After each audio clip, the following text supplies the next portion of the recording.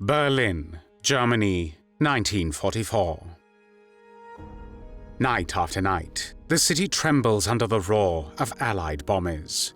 Searchlights slice the sky, anti-aircraft guns thunder from rooftops, and civilians rush into shelters as entire districts go up in flames. The Reich's capital, once the proud symbol of Hitler's empire, lies in rubble and ash. Amid the devastation, fear spreads not only of the bombs, but of informers and the dreaded raids of the Nazi secret police, the Gestapo. Inside the Bendler block, the headquarters of the German replacement army, another battle is unfolding. Behind closed doors, some officers whisper of plot, others pledge loyalty, while many think only of survival. The German army is torn. A few dream of removing Hitler to save Germany from collapse, while most cling to discipline and obedience. Between these factions stands the man who commands the replacement army, a general with immense power whose hesitation ultimately seals his fate. His name is Friedrich Fromm. Friedrich Wilhelm Ludwig Fromm was born on the 8th of October, 1888 in the town of Charlottenburg, then part of the German Empire. His father was retired Generalleutnant Johannes Richard Fromm, and young Friedrich grew up in a home that prized order and ambition. From the beginning, he showed the traits that would mark his life: diligence, caution, and an ability to fit himself into the expectations of authority. He studied in various cities in the German Empire such as Berlin, Mainz, and Strasbourg. In 1906, at the age of 18, Fromm entered the German army. He joined the artillery, a branch of service that demanded technical skill and exact calculations. Friedrich Fromm was very methodical, serious, and precise, and his career unfolded along the lines of professional competence rather than charisma. The German officer corps was still dominated by aristocrats, and Fromm, without a noble title, had to rely on quiet determination and steady progress. He was commissioned as an officer and found his place in the ordered world of the army. When the First World War broke out in the summer of 1914, he went to the front like the rest of his generation. Fromm served as both a field officer and on the staff positions, gaining valuable experience in planning, logistics, and command. He was wounded once, but survived the long years of combat. Decorations for service followed. Among others, he received both classes of the Iron Cross. What marked him most was the collapse of the German Empire in November 1918. The German Kaiser Wilhelm II abdicated, the army retreated, and Germany signed the armistice. For officers like Fromm, the end of the war was a shattering moment. They had fought and endured brutal suffering on the front lines, only to see their world collapse into defeat, revolution, and an uncertain future in the new democracy of the Weimar Republic. The Treaty of Versailles imposed severe restrictions on the German army, the Reichswehr. Its size was cut to 100,000 men, and many modern types of weapons were forbidden. The General Staff, long the pride of the German military tradition, was formally dissolved. But in practice, the army found ways to preserve its spirit, and for young officers, it offered a path forward, though with limited opportunities. Fromm was among those who stayed in the army. He was a soldier, careful to avoid risks, focused on training, organization, and professional advancement. He studied tactics, worked in staff positions, and impressed superiors with his reliability. Promotions came slowly but steadily. Inside the army, officers publicly kept to their oath of loyalty to the Republic, while privately, many wished for stronger leadership. By the early 1930s, Germany was in turmoil again, and when Adolf Hitler became Chancellor in January 1933, the officer corps accepted the change. Many hoped he would strengthen the position of the army, break the limits of the Versailles Treaty, and restore order. Fromm adapted easily. He was not a Nazi, but he also did not resist them. he kept his distance from politics, avoided statements of ideology, and continued to rise. In February 1933, a few days after Adolf Hitler became the German Chancellor, he became the head of the Defense Office in the Reichswehr Ministry, and in 1935 he was promoted to Generalmajor, an equivalent to Brigadier General in the US Army. At the same time, conscription of young, non-Jewish men in Germany had been restored in open defiance of the Versailles Treaty, and the newly created Wehrmacht, the armed force of Nazi Germany, was expanding rapidly. New divisions were formed, and young recruits filled training camps. Fromm's expertise in organization and logistics made him valuable. He was placed in positions connected to equipping and training the growing force.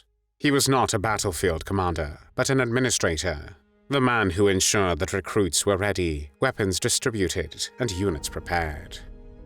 His greatest career step came in 1939, just as the Second World War began, on the 1st of September of that year. On the same day, Fromm was appointed as commander of the replacement army, the Ersatzheer. Millions of men passed through this enormous organization, which managed all the training units inside Germany, supplied replacements to the fighting fronts, and oversaw the home garrisons. Its headquarters stood in the Bendler Block in Berlin, close to the ministries of Nazi Germany. The position gave Fromm great power. He controlled who was armed and who was trained. He was not in charge of frontline battles, but he was at the center of the machinery that fed the war. The Ersatzheer also had the duty of securing Germany in the event of unrest, which made it the ideal tool for any coup. Fromm knew this, and so did the conspirators, who began to whisper about removing Hitler from power. After the defeat at Stalingrad in 1943, opposition within Germany deepened. Civilian figures such as Karl Goebbels, former mayor of Leipzig, and high-ranking military officers such as Ludwig Beck and Henning von Tresckow believed that Hitler was leading the country to ruin. They planned to overthrow him, perhaps even to kill him if necessary, and then seize power using the Ersatzheer. They looked to Fromm because without his cooperation, Operation Valkyrie, the plan to mobilize the Ersatzheer and secure Berlin, could not succeed. This plan was originally created for possible use against rebellious populations in Germany and was modified for an attempt to overthrow the Nazi regime. Yet Fromm hesitated. He was cautious by nature and saw the risks of a failed coup and the danger of aligning him with Hitler's enemies. He listened to them, sometimes showed sympathy, but never committed fully to this plan. His army colleagues, including Claus von Stauffenberg, tried to bring him into the resistance circles because they needed his authority and his power. But Fromm always stood aside, waiting to see which way fortune would turn.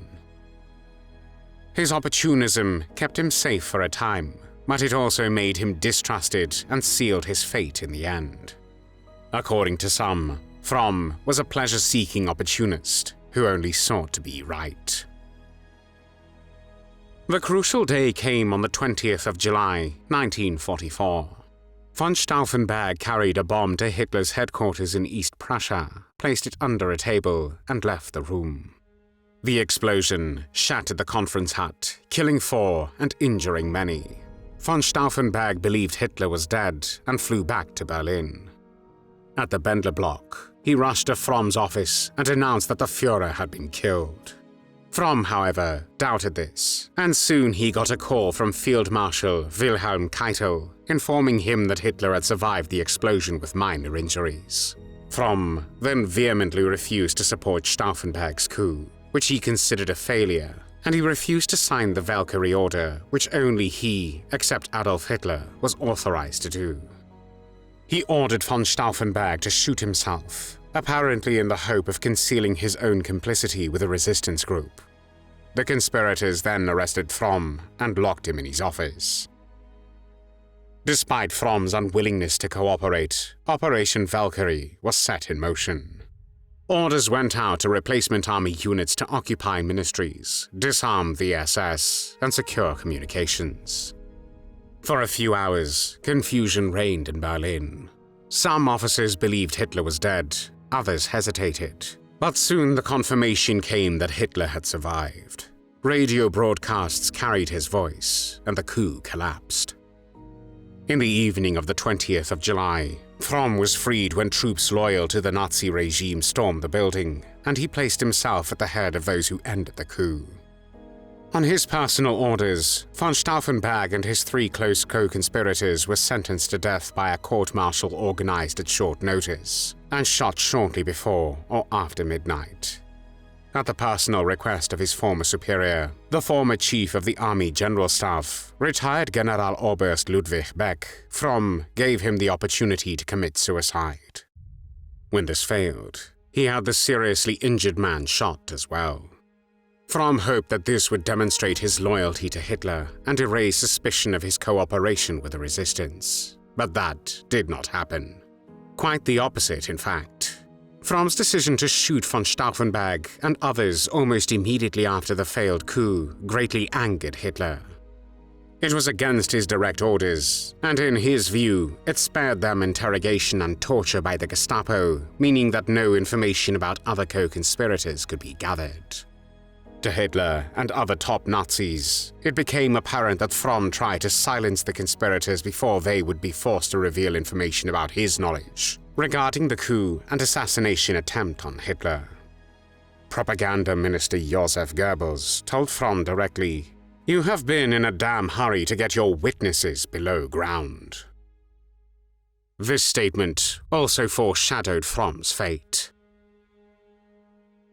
On the morning of the 22nd of July, 1944, Friedrich Fromm was arrested by the Gestapo and soon put on trial. Since the court failed to prove that he had cooperated with von Stauffenberg and the other conspirators, he was charged and convicted for cowardice before the enemy and sentenced to death. On the 12th of March, 1945, the 56-year-old Fromm was executed by firing squad, a soldier's death, rather than the painful hangings suffered by other conspirators. His last words were, "I die because it was ordered. I had always wanted only the best for Germany." Before we end today's story, take a look at worldhistory.tv, your special destination for true history lovers. Discover exclusive documentaries and incredible stories you won't find anywhere else. Thank you for watching, and don't forget to subscribe for more.